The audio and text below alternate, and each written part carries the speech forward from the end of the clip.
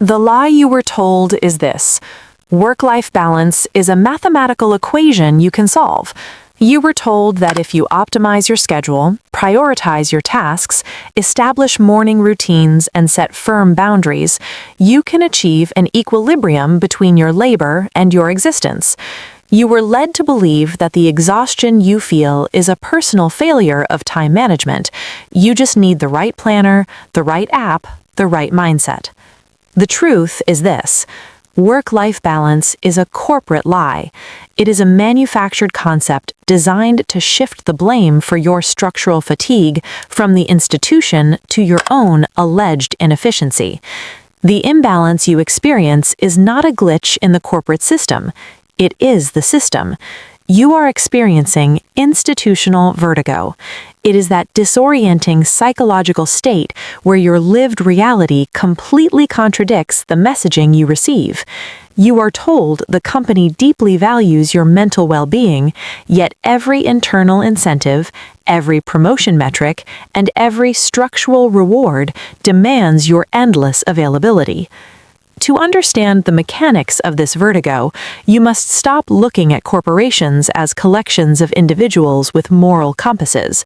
Drop the narrative of the toxic manager or the greedy executive. The reality of the machine is far colder. A corporation is an algorithm built for a single overriding purpose: stability and predictability. It is an entity optimizing for maximum output while minimizing variance. Variance is risk. In a corporate environment, truth is a massive source of variance. Truthful assessments of failing projects cause delays. Honest evaluations of incompetent leadership cause disruption. Therefore, the system actively suppresses truthfulness. It does not reward the employee who correctly identifies the fatal flaw in the business model. It rewards the employee who silently executes the flawed model until the quarter ends. The organization needs the gears to turn seamlessly, not to be analyzed. You are rewarded for not causing problems. Predictability is the highest currency, and silence is the most predictable behavior of all. Organizations function like biological entities. Their primary directive is self-preservation. Self-preservation requires the elimination of unpredictable variables. When an individual attempts to inject truth into the system, perhaps pointing out that a flagship initiative is statistically failing, that individual becomes a variable. The system does not engage with the truth of the data. It engages only with the disruption the truth causes. You are quickly branded as not a team player because you disrupted the predictable flow of institutional optimism. This brings us to the first unseen mechanism of your career stagnation: the competency trap. The logical assumption you hold is that if you are exceptionally good at your job, you will be promoted out of it. The corporate system operates on the exact opposite logic. Being highly skilled at your specific function is the primary barrier to your upward mobility. When you optimize a process, when you become the single point of failure who consistently prevents disasters, you become structurally immovable.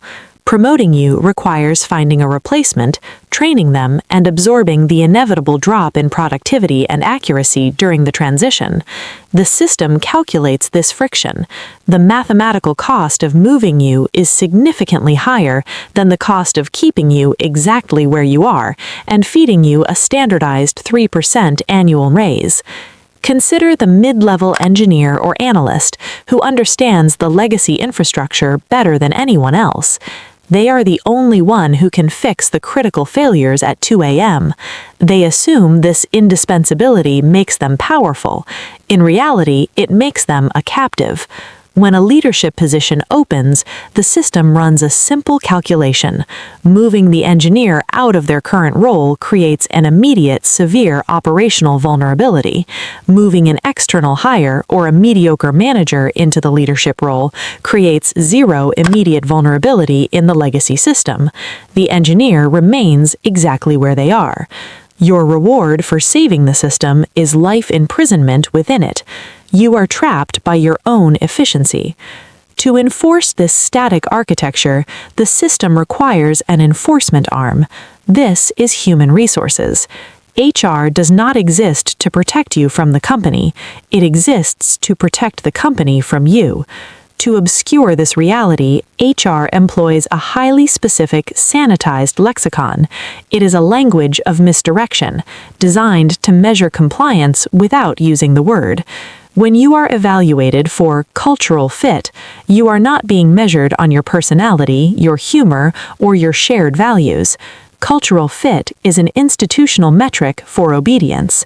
It measures your willingness to accept the unwritten rules of the hierarchy without filing a grievance. It asks a cold question. Will this person absorb unreasonable demands without triggering HR protocols? Will they smile during the mandated, unpaid team building exercise on a Friday evening? Similarly, when leadership demands employees with high energy or passion, they are not looking for enthusiasm. They are masking a demand for low-cost labor. Passion is a psychological mechanism used to extract unpaid overtime. If you are passionate, you do not check the clock. If you have energy, you will answer the Slack message at 11 p.m. This vocabulary sanitizes exploitation. It frames your willingness to be systematically drained as a character virtue. Let us look at the term agile. In its modern corporate application, agile rarely refers to project management methodologies. It is a behavioral mandate. It means the company reserves the right to change your job description, your working hours, and your performance targets on a daily basis without adjusting your compensation.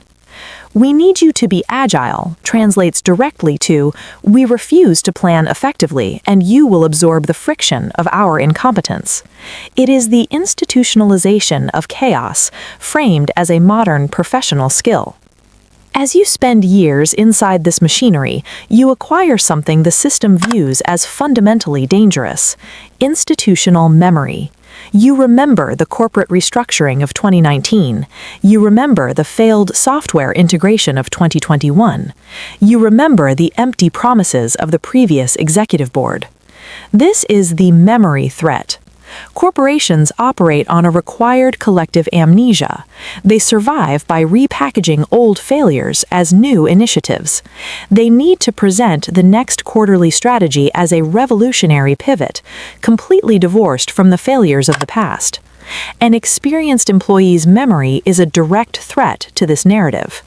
When a new vice president announces a new paradigm, the veteran employee who says, "We tried this exact protocol 5 years ago and it cost the company millions," introduces friction. They break the illusion. This is why experience is quietly penalized. This is why older, tenured workers are systematically pushed out under the guise of restructuring, redundancy, or a lack of digital agility. The system prefers a naive, inexpensive junior employee because ignorance is malleable, memory is rigid, memory is resistance. To bypass the memory threat, companies frequently deploy external management consultants. Consultants are not brought in because they possess superior industry knowledge. They are brought in precisely because they possess zero institutional memory. They provide a blank slate. They are paid exorbitant fees to mathematically validate the predetermined decisions of the executive board, unburdened by the historical knowledge of why those decisions will fail. The veteran employee who knows the history is silenced. The consultant who only knows the models is elevated. Amnesia is weaponized. Let us return to the central lie: work-life balance.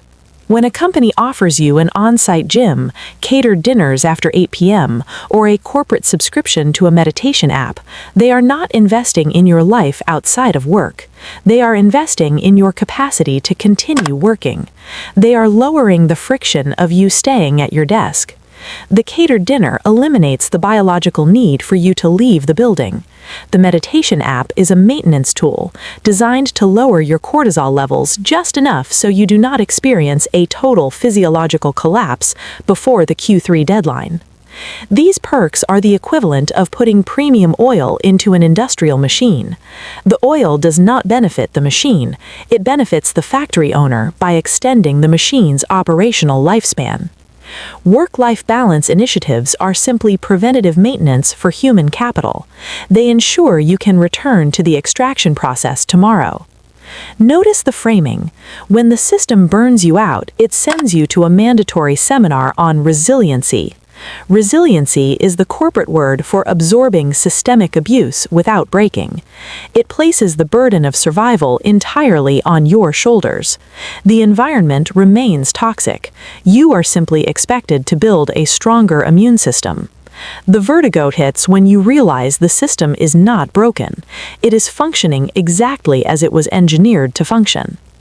The system relies on your inherent desire for meritocracy. It uses your earliest conditioning, the belief that hard work equals reward, against you. It feeds you new titles instead of equity. It feeds you Employee of the Month certificates instead of actual leverage. It keeps you in a perpetual state of chasing a horizon that mathematically recedes the faster you run. You cannot change the algorithm. Do not waste your energy trying to fix a system that is operating flawlessly. The only rational response is to stop playing the game by their stated rules and start playing it by the actual rules. First, control your own narrative. Stop aiming for total indispensability in a role that does not scale. Be competent enough to avoid scrutiny, but retain your excess capacity for your own pursuits. Do not fall into the competency trap. Delegate aggressively, document your processes, and make yourself easily transferable. Ensure that moving you is easier than keeping you. Second, understand that cultural fit is a game of optics.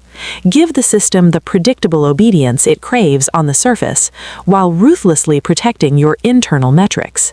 Nod at the all-hands meeting, speak the HR lexicon back to them, become a mirror reflecting their own corporate jargon. It provides the camouflage you need to operate unbothered. Third, create financial leverage. The only true boundary you have against the corporate system is your ability to walk away. Without financial leverage, your work-life balance boundaries are merely suggestions the company can override at will. Build an exit velocity. Capital is the only metric the system respects. Finally, view loyalty as an illusion, not a strategy. The corporation is a legal fiction. It lacks the capacity to love you back. It will terminate your access badge the exact moment your cost exceeds your utility. Operate with the same cold calculation. You are a mercenary selling a specific skill set for a specific duration. The lie you were told was that the company is a family. The truth is, it's a marketplace.